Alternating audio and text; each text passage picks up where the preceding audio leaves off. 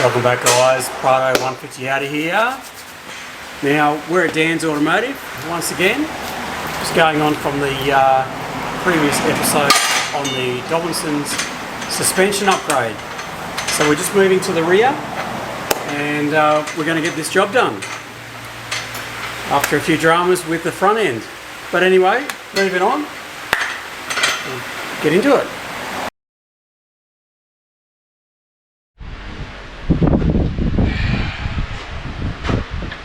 That is a big problem. That's a big problem.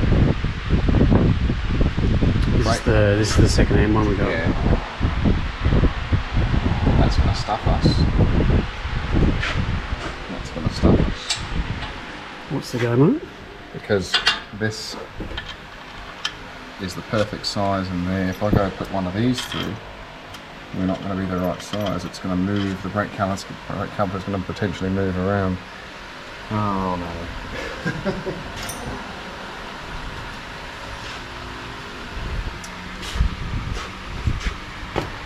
goes that plan. How much are these? Toyota? $700. But they didn't have any new ones at the time, is what I was told. That's what I was told.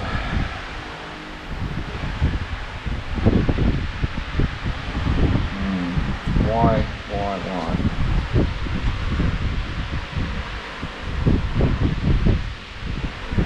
Can you ring the bloke and see where it came out off? I can ask him. Yeah.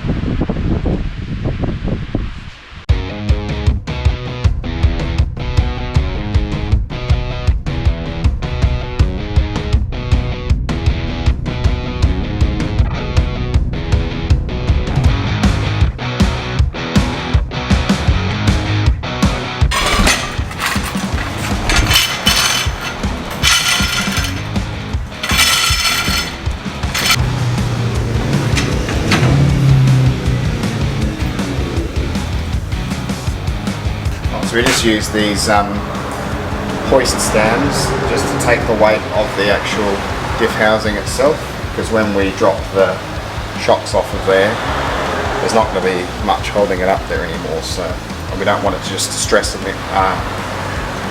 full weight going onto the trailing arms and stressing the bushes. So we're going to take that out, support that, so we can take the shocks out. With the Panhard rod, I will show you with that step.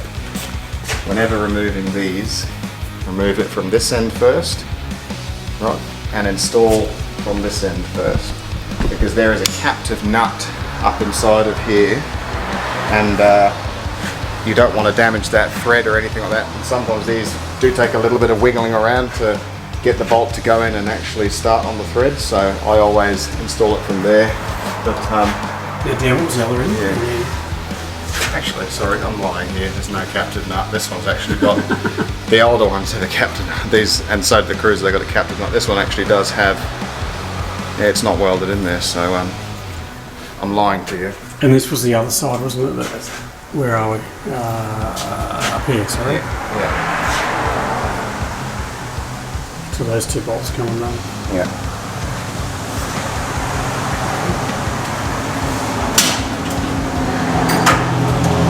Dan, maybe it's the model again problem.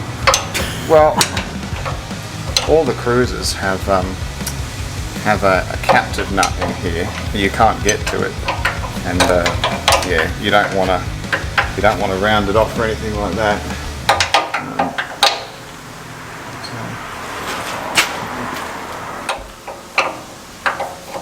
It's a 21, there we go. Right.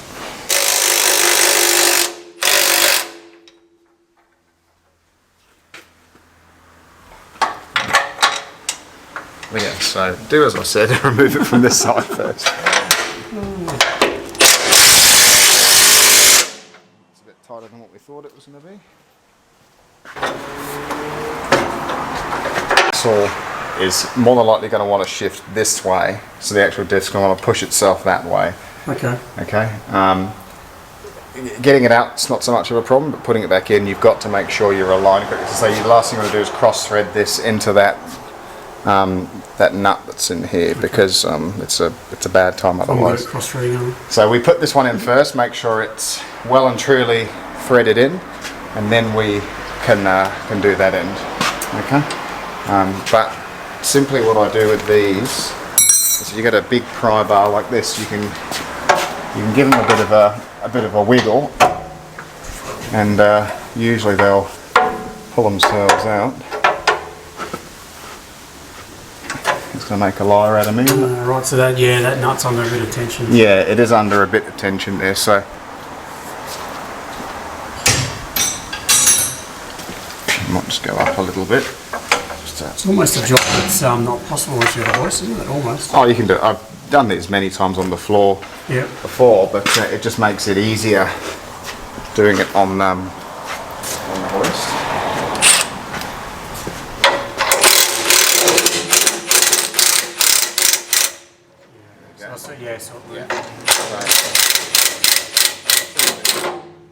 Actually wasn't too bad, but sometimes they will shift over a fair bit. You can see it's actually like I said, it's actually pushed it this way. The other way, right? Yeah, but sometimes they'll go that way.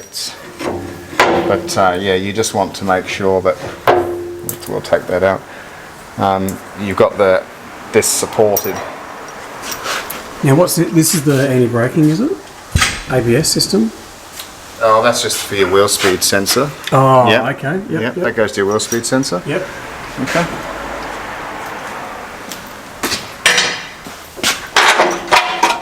And the same with that one, when it actually comes through. Yeah. So remember how I was saying to you yesterday about the significant difference in how solid this is compared to the aftermarket one, and the weight difference? Yeah.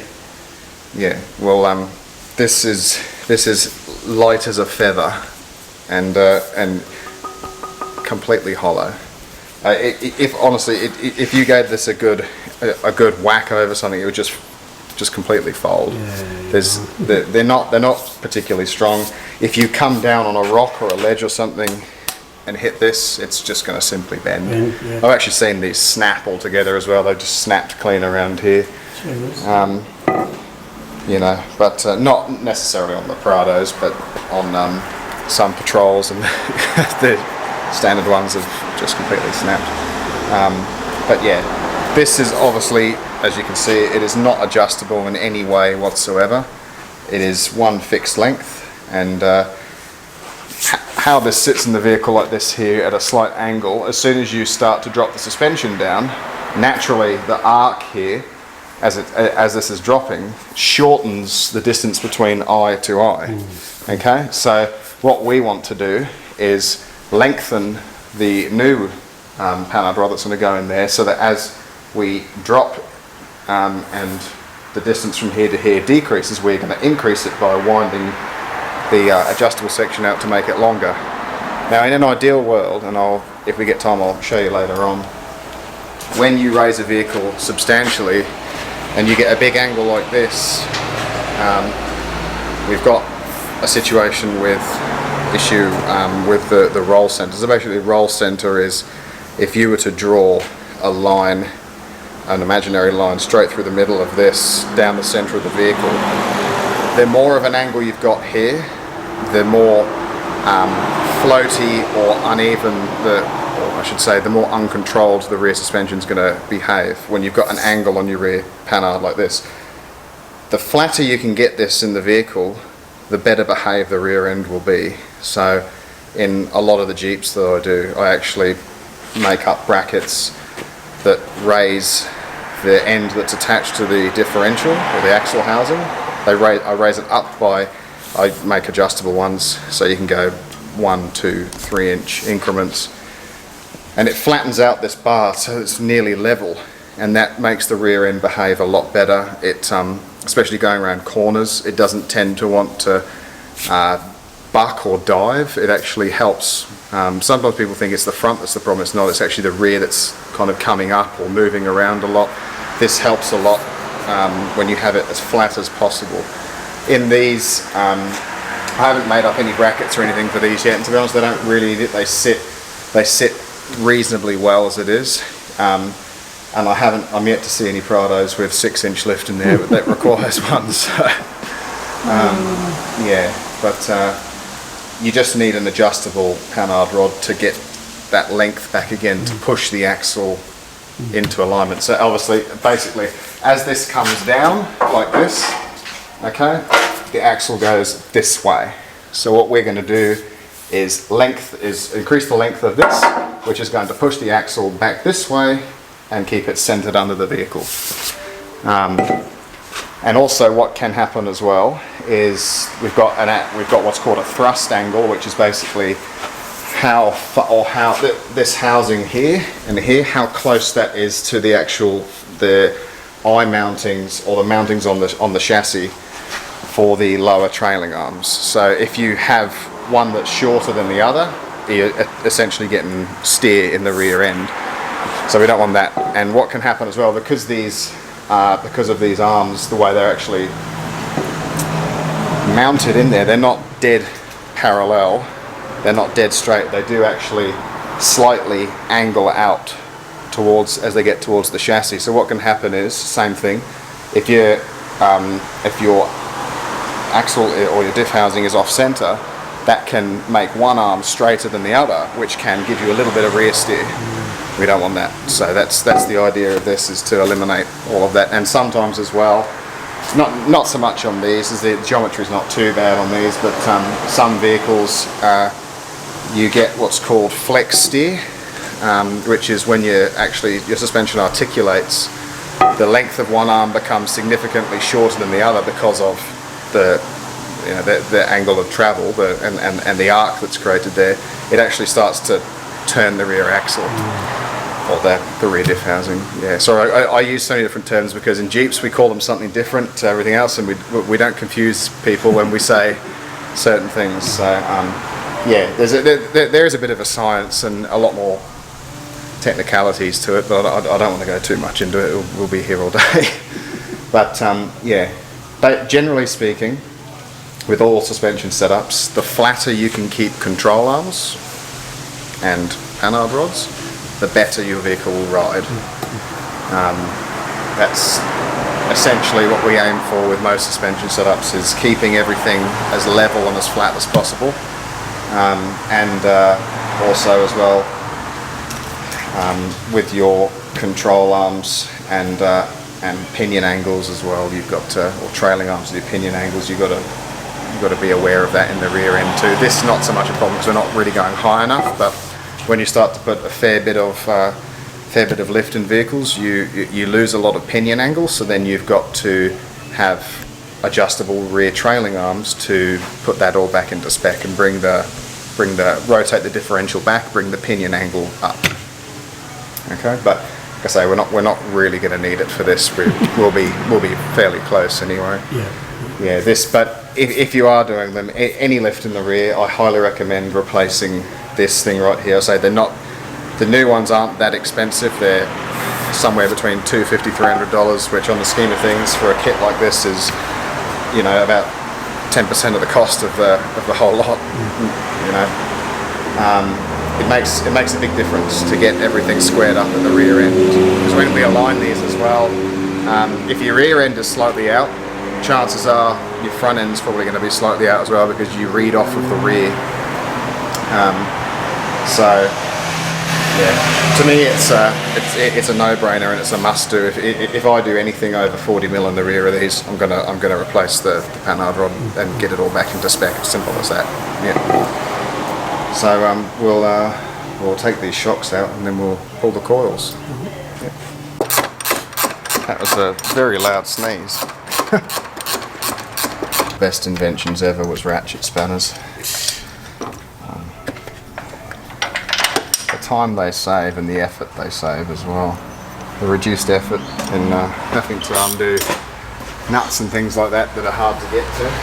Do the top up before you do the bottom, because it's much easier to move this pin around at the top than it is to try and get a bolt through the eye at the bottom. So Dan, what was that? You taking you undo the top first when you're shopping? Undo the top first and then the bottom, and then the opposite or the reverse of when you put them in. Do the bottom up first, not completely all the way, just get it started, and then and then do up the top.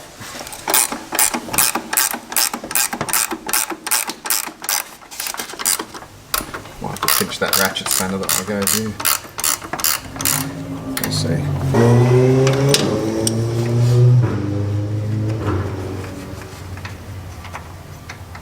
Get a special pull. Oh, it's 2 seconds. You can pull it out.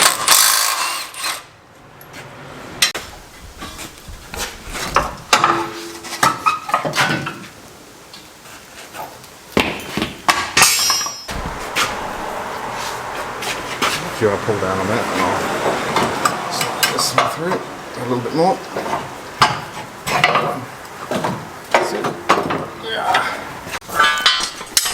See the height difference there? Yeah, well. See that? There's I'm going to say what, probably 15 mil difference, something like that.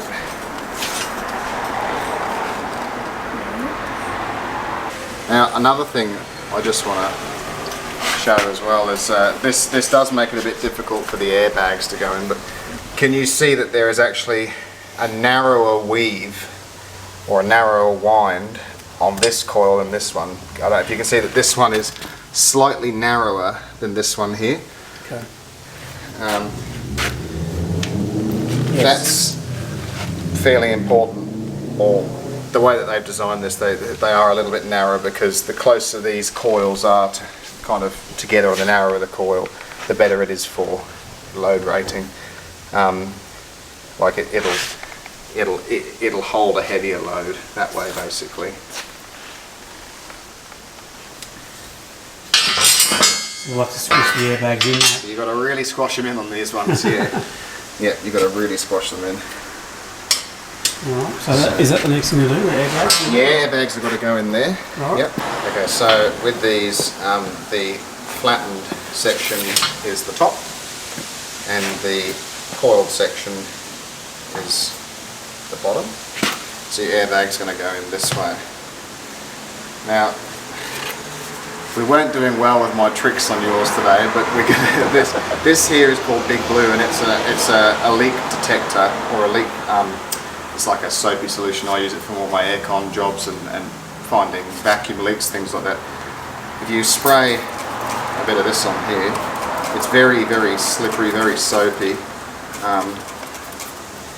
It does help a little bit with getting these airbags in, and all you do is just give them a bit of a squash, and they should kind of work their way through there, like that. You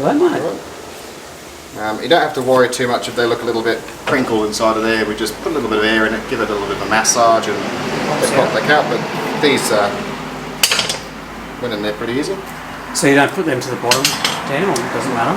No, I just leave them like that for the moment, because we actually do want to move it around a little bit inside of there. So same thing. Makes a bit of a mess, but it helps. And you could just use something like soapy water, fairy washing up liquid, something like that, but yeah, just like that. Right. Serious and cool now. Yeah. Okay. Nice. In there. That in there. That's got to go on top.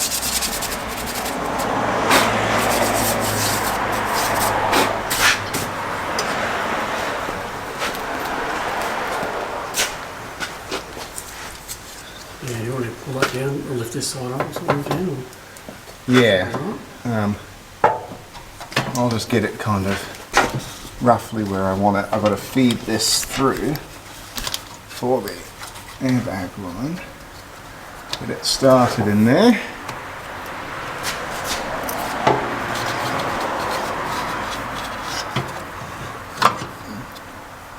Right, if you want to come around and pull on this side, and I'll slot the coil in a little bit more. That's it. Twist it into place like that. Get a bit more of this airline through.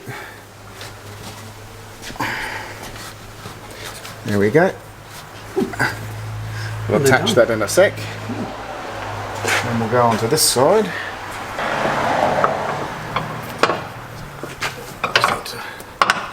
Feed this through here. So when you get these coils in, you just want to make sure that they locate into the lower coil perch correctly. So they, where that little cutout is, this little recess here, you've got to make sure that that definitely sits with the last wind at the very end of the bar of the coil there into that. It's very important because otherwise the coil may want to twist around. And this bit here, see how that's just sitting there? Does that sort itself out? What are we looking at there? Oh yeah, that'll sort itself out, yeah. Oh mate, here comes my knuckle maybe. Only wish. Not in a Renault van.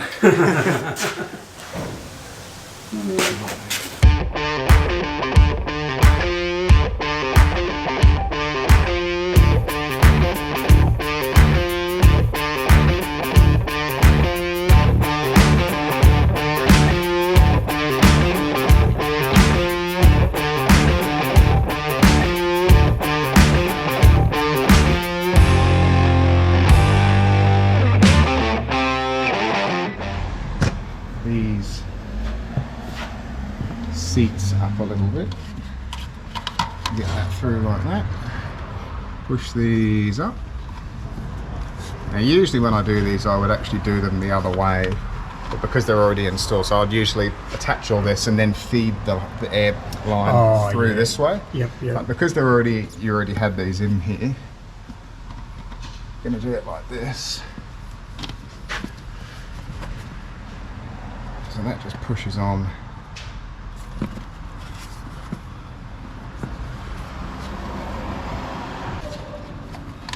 Like that.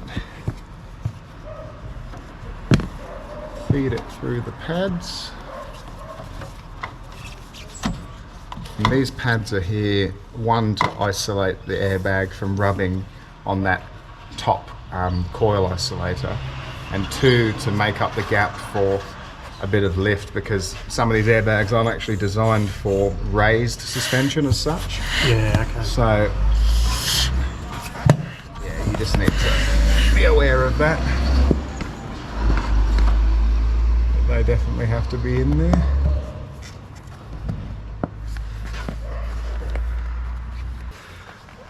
I'll have to hand over the reins to someone.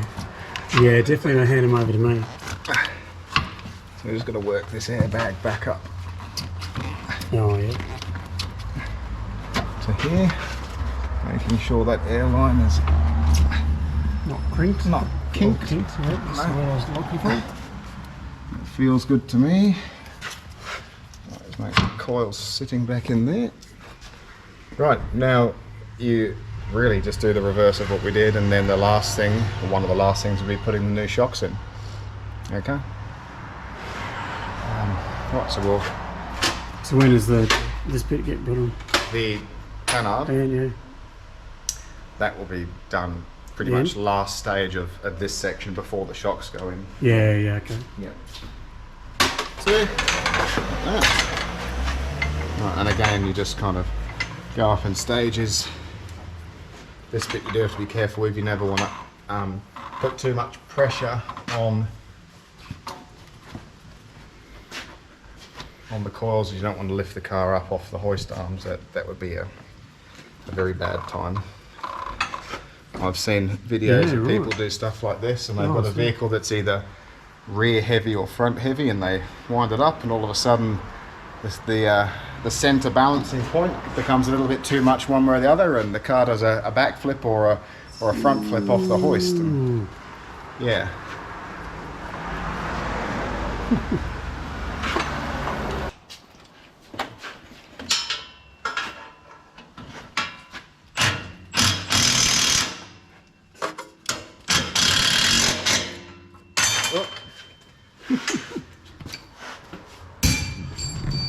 So there's a brake. So that's a. That's a This is the wiring for Speedo. the wheel speed sensors. Yeah. Okay. Now, just another quick thing we'll say as well is there is enough length in these rear brake lines and this wiring here to not require any extensions. The shocks in these, although they are slightly longer than what we've taken out, they're certainly not going to extend far enough that we're going to compromise stretching these. Okay, they're not going to stretch far enough to damage those. I know because I've already checked all of that. Yeah, okay. If we did have a problem, what I have done, and I have just had to do this on a few FJ cruisers with running 3-inch lifts in the rear, is I just make up a little bracket for these, and it just drops. You can just move these lines down slightly. It just drops this slightly here, and then this one on here, I actually move up to about there, and I just put a washer in behind here and bolt it in through there. So we just move this up to there basically, and that gives us just that little bit more length. Or the other option is we actually manufacture some extended brake lines, but just making a little bracket extension here has worked perfectly fine in previous vehicles. So we'll get this all fitted up. Now, something to note, they don't go traditionally like this. These ones go like this, okay? So the pin mounting is at the top, the eye mounting is at the bottom, and these are specifically designed to be run that way, okay? But that's the way the old ones came out? No, the old ones, although the pin would have been at the top. So if we just compare here, right, so I want to show you this. They're the opposite way around. So you've got body at the bottom in the eye, whereas this one has shaft at the bottom. So they're running the other way. And just look at the length difference there. So you can see there they're probably about an inch longer. Yep. An inch might not sound like a lot, but when it actually comes to shock travel, you want to get all the inches you can get. Okay. That's right. Right.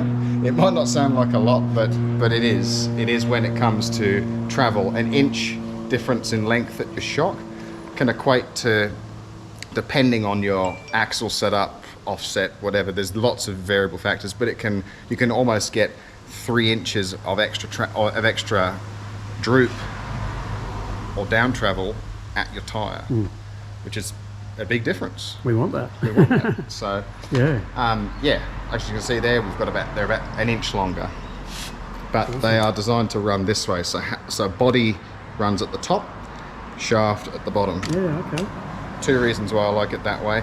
1, a shock setup this way is a lot more efficient. 2, you don't risk damaging the body on rocks and things. All you've got down the bottom there is the shaft and the boot. You're not actually going to. It's less potential risk of actually damaging the body of the shock itself. Yeah.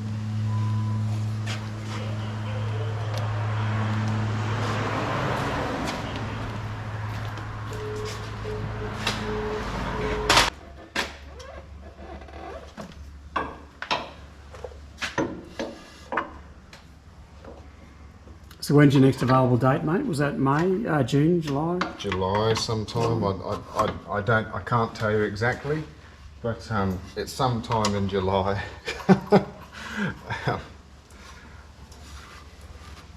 Now,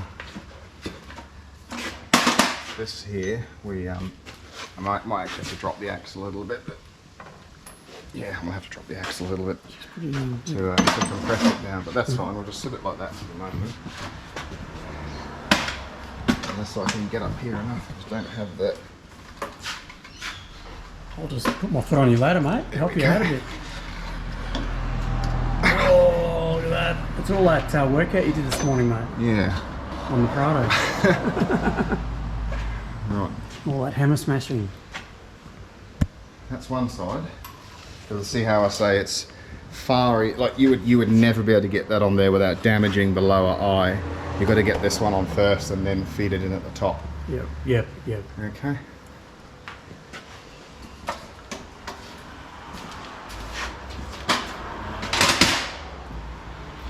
So this one here is the one that we didn't pump up, and by pumping up, what I mean is when you get a new shock or a strut, before you actually install it to the vehicle, if you just compress them just a couple of times, just make sure that they fully extend.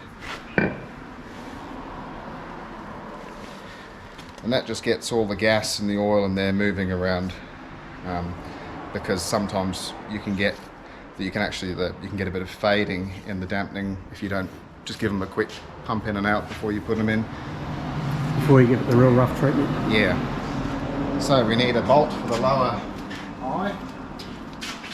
First things first, I actually need to put the bushes on there. These ones here. All the zip ties. We need those. So we need that one there. That goes on. And that push. And we're ready to go in.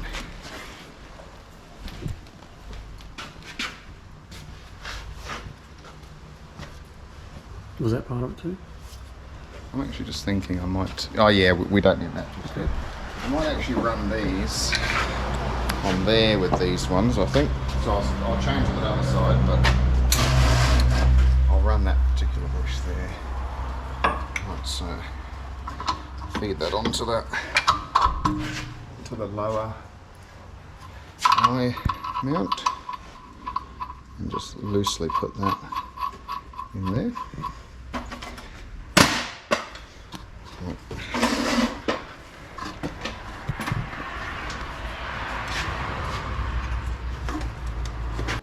You putting this jacket on there, Dan?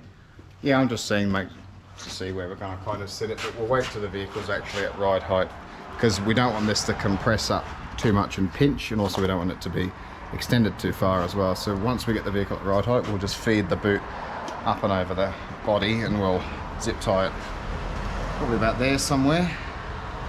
But we'll just make sure first where it's actually going to sit. This is the fun part, mate.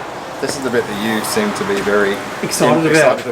Because I don't know much about it. Yeah, so it looks exciting. It looks pretty, I don't know, pretty solid. It is solid. And this, if you have a quick listen, sounds pretty tinny.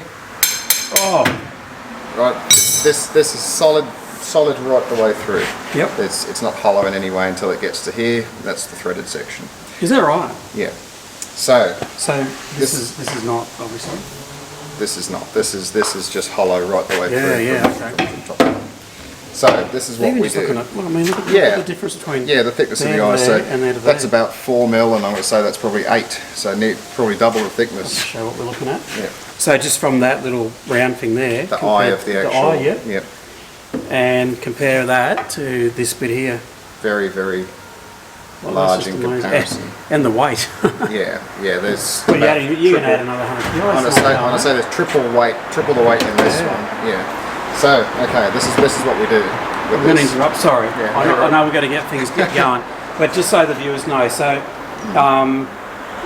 we're doing all this because I do probably do a bit more than the average shopping mum. Yeah. No offence to the shopping mums that drive Prados, but I'm also going to be towing a caravan, hopefully, in about 2 weeks' time. So combining all of that, this is just going to give me the ultimate. It's going to strengthen everything up in the back there. Yeah. And like I said, the two main reasons: strength and adjustability. Yeah. That's what we want. And if you're going to do something, you must do it properly. Yeah, and like I say, these are not expensive. And to me, it makes the difference in getting that rear suspension set up finely tuned. Yeah. So this is the way we usually start with these. So I simply just put the stock one on the bottom, sit the new one on top, loosen off the 2 jam nuts. Now, unfortunately, these are an off-car adjustable Panhard rod, so you have to get your adjustment correct before you actually do the final bolting. On my Jeep, they are on-car adjustable, right, which makes life really easy, but 90% of them are like this. They are off-car adjustable, okay, which is fine. You just, a little bit of trial and error. We get one of the bolts, slide it through the eye, or both of them like that, so they are locked together. Then what we do is we adjust this until we get it to the stock length, like that. So they are both now equal in length. Now, from experience, with the amount of lift we're going to have in the back here, I'm going to say we're going to have to lengthen this by somewhere in the range of 7 to 12 mil extension.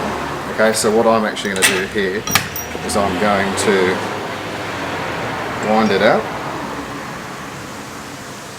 And what I'm looking for here is I want to extend this so I'm about the width of this hole here, which is 12 mil past. So I'm going to go basically extend it by 12 mil to begin with. Okay. Now we may have to come back a little bit, but that's roughly how I'm going to set it up to begin with, right? I dare say we're going to have to run it a little bit shorter than that, but that's what we're going to start with anyway. So you just finger tight or hand tight with that jam nut there. Bring this one up as well, just stop it all moving around. Okay. And we'll start with that, so when we put it in and drop it down, we'll make some measurements. Yep. And then we can always just pull it out at that top mounting point there. Wind it in or out depending on how we need. Okay. Yeah. Okay, but generally speaking, with what we're going to go with it, because it's probably going to come up by about 55 mil in the rear there. Yep.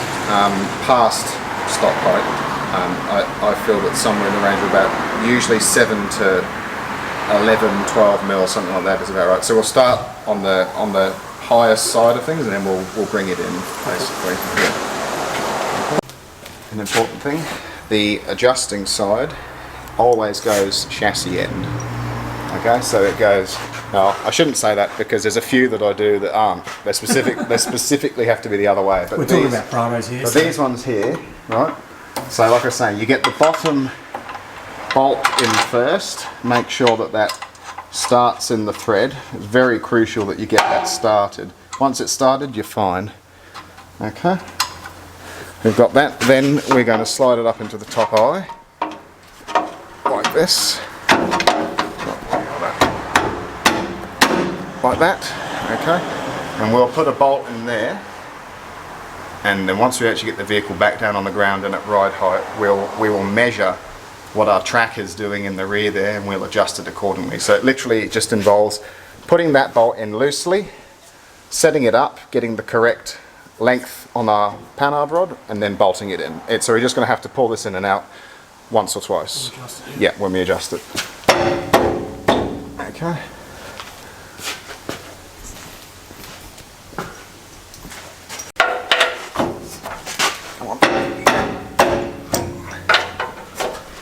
Okay, I may need a little bit of assistance from the Prado here.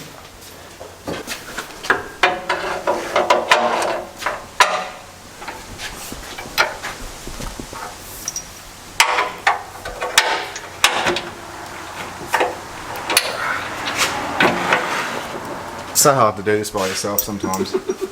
Would you like me to help you, Dan? Am I going to be any help too? I usually do this step on the ground, but I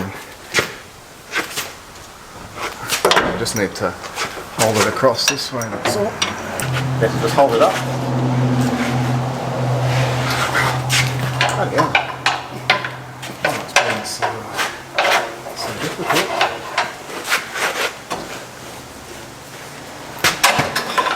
It was in. Your car's been very stubborn today.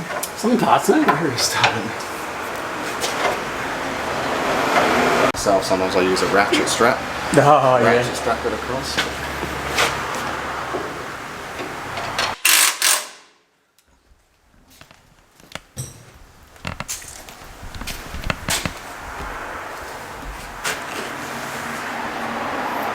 Okay, right. So Dan, what are we looking for? Why are we adjusting? Are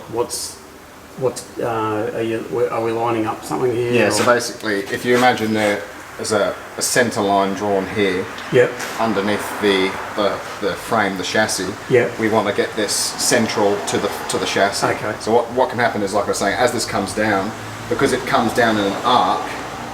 The further it comes down, the shorter essentially it becomes. So because it's come down a bit, we need to lengthen it slightly to push this back across this way to So it needs, align it. So look, when you look at it now, are you looking at it that it needs to go over, or is it? Oh, well, What do you reckon? I think we're going to be fairly close. Okay. But the way to actually check is we get the vehicle on the ground, Oh, okay. wheels on, Yep. and then we're actually measuring from a reference point. So sometimes I'll go from the hub here onto the side of the chassis, somewhere like that, or even on the inner edge of the rim to the side of the chassis, and just make sure that we've got it squared up underneath. Yeah. So when you say wheels on and everything, so we still got a bit of work to do there because Yeah. the shockies to put in. Yeah. Yeah. Yeah. Okay.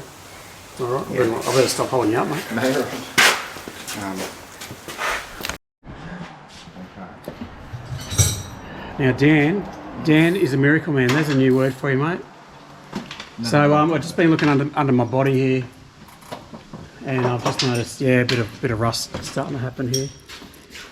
But Dan's going to help me out on that one.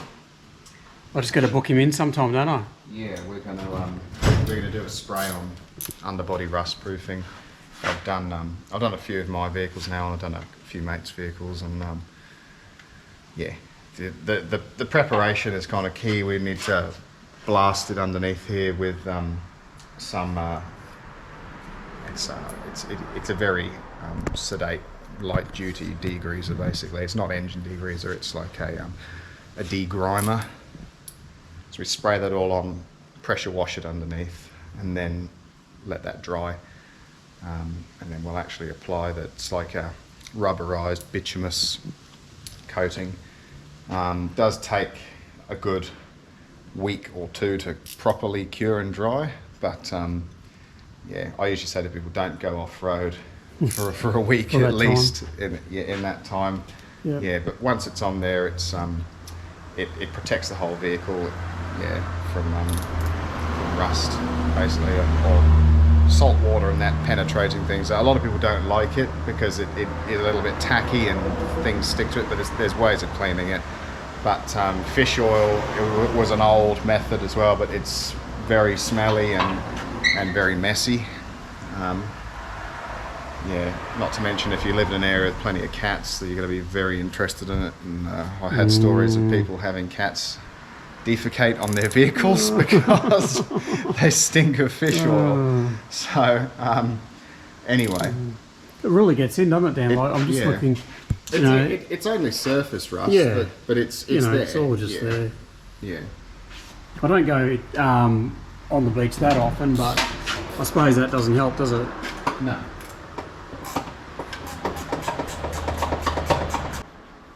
Hey guys, I just want to tell you a fun fact. You ever wonder what this is on your Prado? Underneath? It's obviously something, it cools something because it's got fins on it. So anyway, let me know in the comments what you reckon this does, what it is. And the first correct answer, well, might get yourself a couple of stubby holders. Anyway, let me know. Don't forget, leave your comment. We're not too far. You got to take that other that old joint in. The item that is not to be named. We're not going to talk about that in this episode, are we? We're not, because I'm still. If you want to know what all that's about, go back to the previous episode. I'm still very annoyed about that. But it was someone sending you the wrong path. Yeah, it was. It had nothing to do with me. It was not my doing.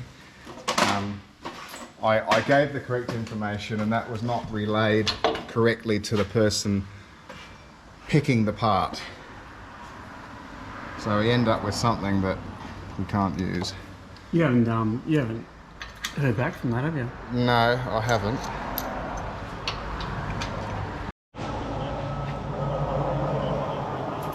Yeah, pretty good, thanks.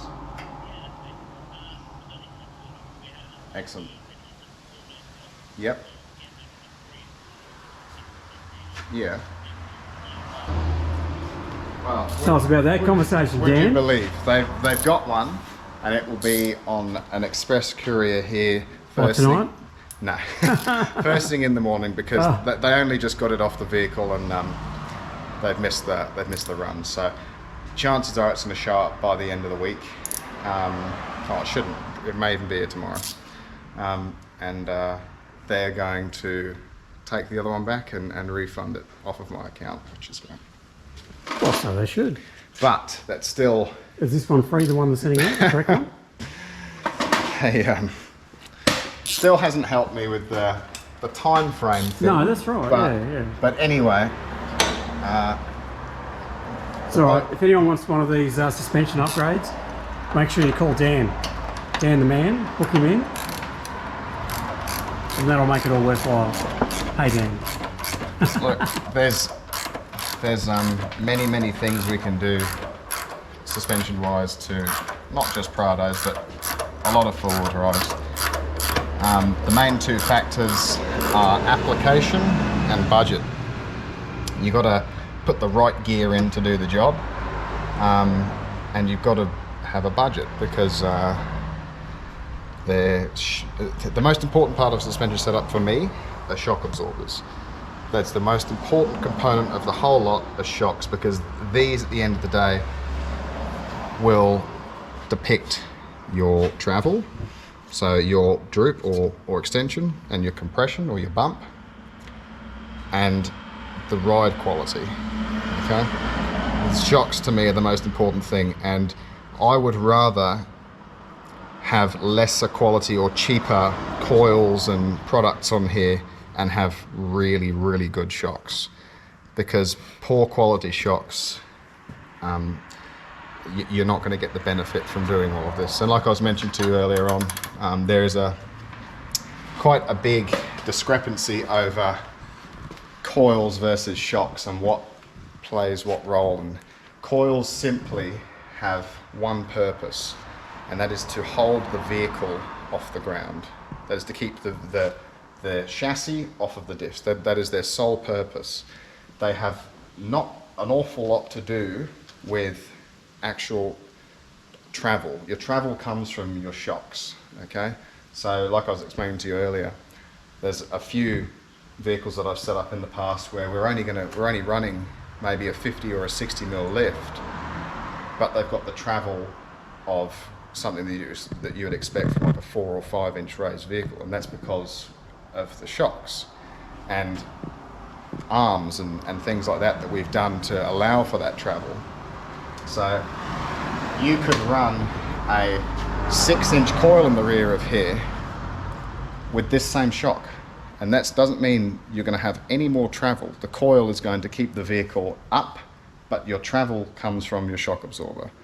Okay, so whatever length your shock is and how much travel your shock is how much travel, is basically how much articulation or flex you're actually going to get. The coil's sole purpose is only to hold the vehicle, the diffs, off of the chassis. That is literally it, to hold the vehicle in position.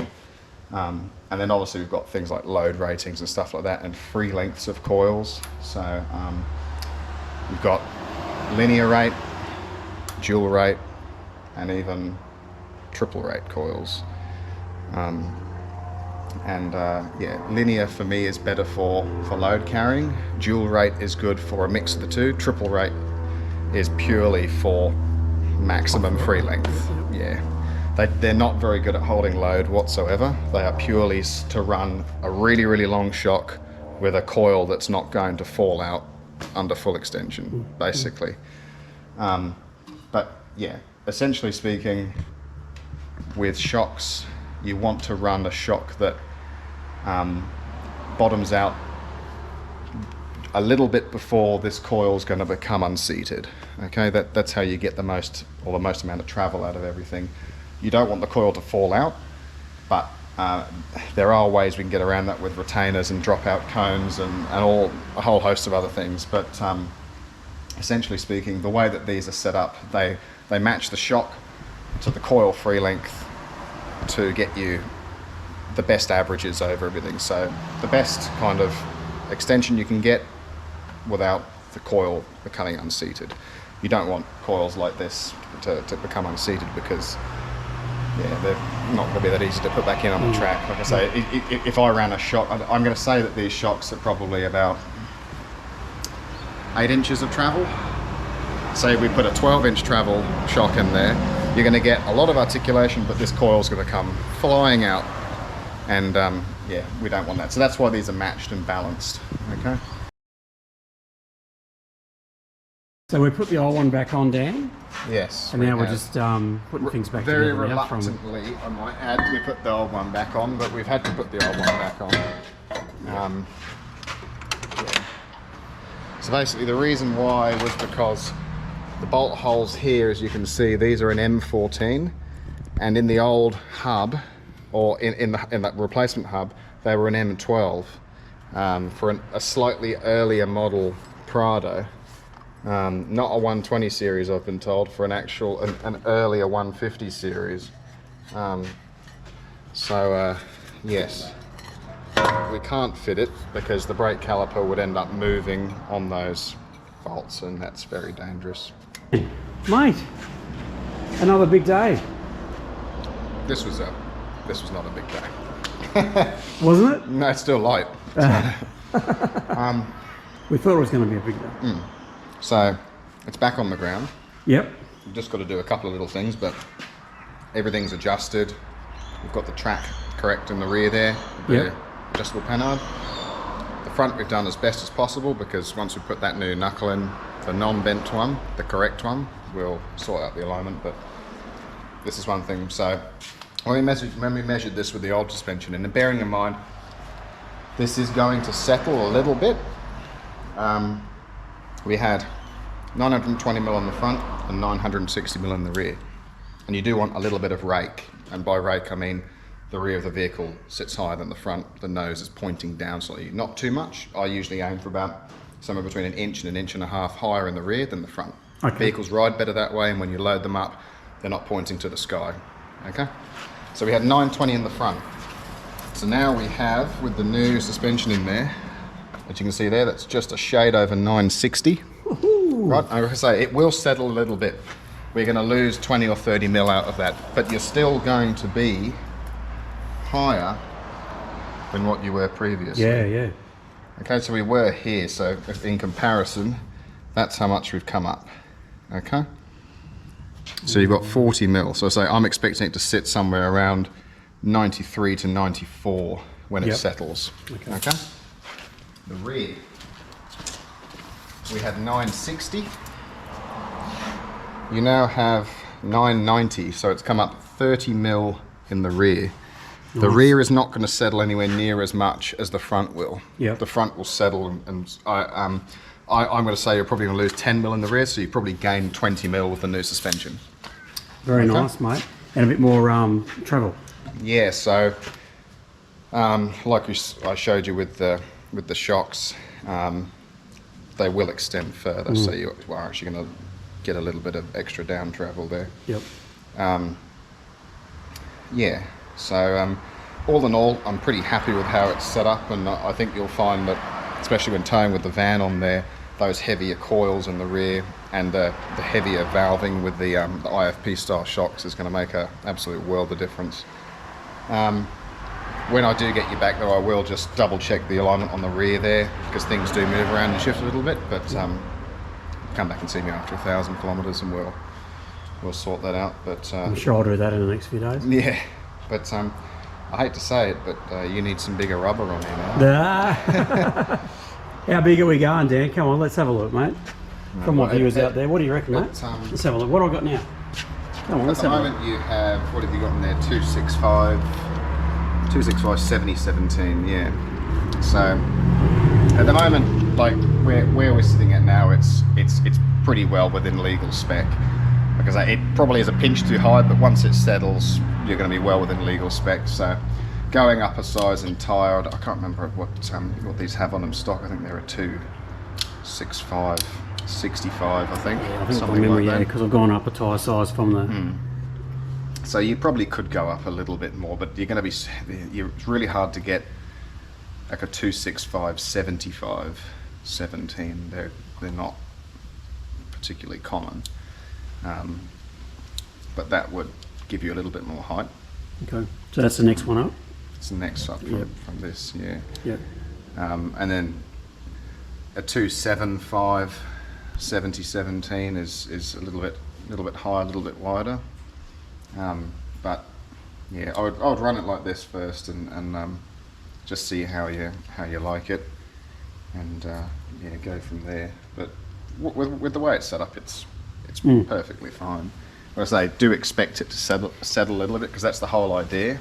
We start off with it a bit proud and then let it settle down. Comes back, yeah.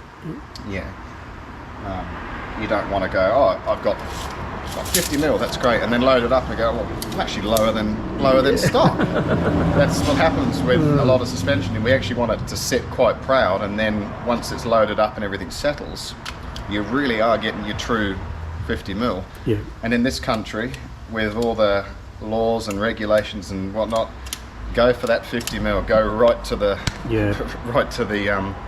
the limit. Yeah. Don't starve yourself of lift. Like if we're allowed 50 mil without doing any engineering and whatnot, push it to 50 mil.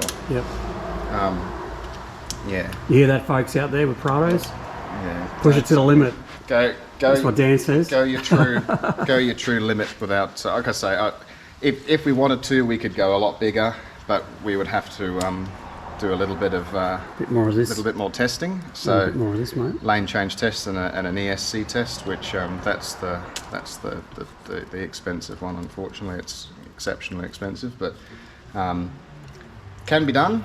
Certainly can be done. You're smile on your face. I haven't done Prados, but I've done a lot of other vehicles like that. Yeah. But yeah, it does involve a lot of extra time, effort, and money. Yeah. But as we're sitting now, I say this is very much within its regulations. So what's the next step, mate? The next step is, batteries in. I think the next step is you've done up all the wheel I've done nuts? up all of those. I think the next step really is to take it for a spin, Yep. and then just double check everything, see that we're happy with it. All right. And then that's pretty much I better it. let really. you drive, mate. Oh, I'll have to move your seat back. Don't get all shaken up, mate. Yeah.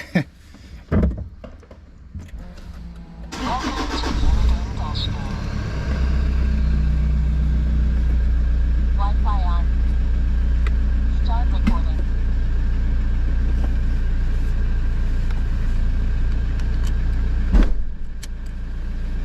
All yours. Ready to go, right.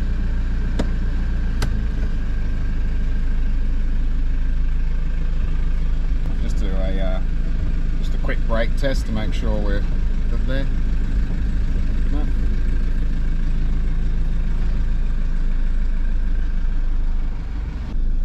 You could probably tell that it's sitting a bit higher already. Sure is, mate. Yeah.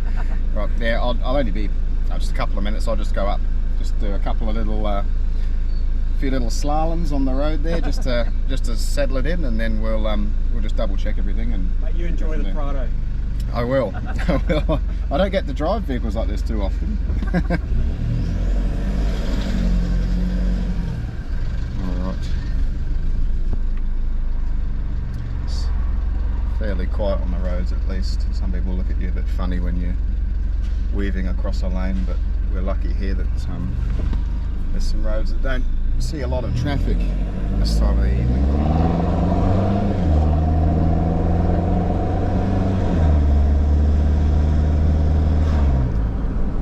Actually pretty good there. Steering wheel's pretty well close to dead straight.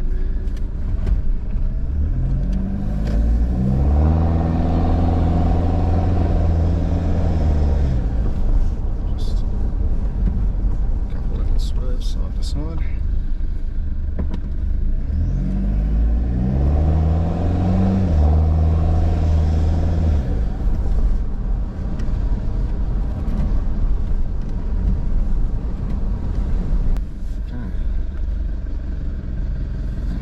Drives pretty good, feels nice and firm on the road. Just do a few more checks and leave it at that.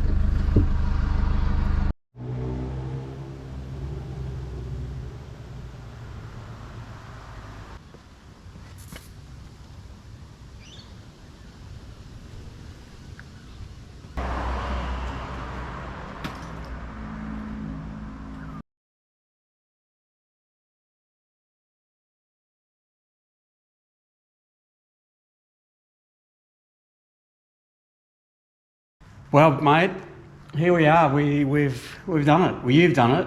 Well, it was a collective effort, but a few things didn't quite go to plan, which usually doesn't happen on a Toyota. Usually, most things go. But to definitely plan. not on a Prado. But definitely not on a Prado. No, but But there's hey, a couple of things. someone gave us the wrong part. So That was the biggest spanner in the works of the whole Yeah. lot. Yeah, so that's fine. We've got a solution for it. Just gotta- and it's on its way. It's on its way. Yeah, but for now it drives actually really quite well. So, Yeah. yeah, So you would have seen Dan's drive.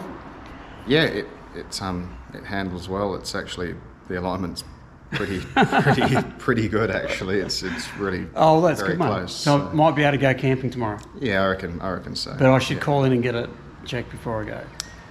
I would just get it quickly double checked, just run it up on the aligner and double check it. But I'll see you back here when we do the rest of it anyway, and I'll readjust the rear and we'll do it Yeah, all again. Yeah. Yeah. Well, mate, it's been. I'm looking forward to driving it, mate. Yeah. I'm looking forward to wheeling and putting that caravan on the back. Yeah, that'll be the main thing you'll feel the difference with is when So- you're towing. Yeah. So that's It'll be much better for hopefully 2 weeks from today. I'll be able to hitch that up. Mm. Yeah. So we'll show you guys how that's going to go. Yeah. So, mate, you're awesome, mate. This guy's awesome, I tell you. He knows everything about everything. Not I quite. just showed him your Jeep. Oh, you did, yeah. Yeah. So if you don't think someone knows about suspension, Well, this guy knows about it. I just want to clarify with this particular Jeep. So it is mine. I've had it for a couple of years now, and I have spent a considerable amount of time designing things and getting the suspension the way I want it to be. It was not a simple buy a kit and install it. It was not in place. There's been about 3 or 4 different suspension setups underneath that thing before I even got to this end result, basically. So the reason why I'm saying that is you're the man. Like, you know, you know what you're on about. I came to you. I've done a few of them. Yeah. I've done a few. So you've given me the advice, Yeah. and I've gone with it. I've trusted you because you know what you're talking about, especially with the Prado. Yeah. So we haven't gone too high end, too crazy. No, it's the budget hasn't blown out of the water. It's a really good mid-range kit. Yeah. And when I say really good, I mean as far as mid-range goes, it is exceptional quality and value for money. Yeah. As far as mid-range stuff goes. Yeah. Yeah. All right, mate. Well, I think there's a couple of beers to be had, so Yeah, I think so. I think we should end it there. And you look well and truly like you need a beer. Yeah. Well, I've still got a bit more to go yet before I go home. But anyway. Yeah. No worries. Well, it's been a pleasure, mate. Yeah. It's been enjoyable spending the day with you. Yeah. I've got a bit of dirt on me. I don't know if I've been much help, but No, you've helped here and there, and thanks again for supplying lunch. That was good. Mate, that's the least I can do. Yeah. All right, mate. Well, I'll leave it there. Thank you. And I'll see you when I come back from my camping. Will do. And you can put your eyes back over it and make sure it's all going all right. Just give it the once over. Obviously for that knuckle, we'll have to get that.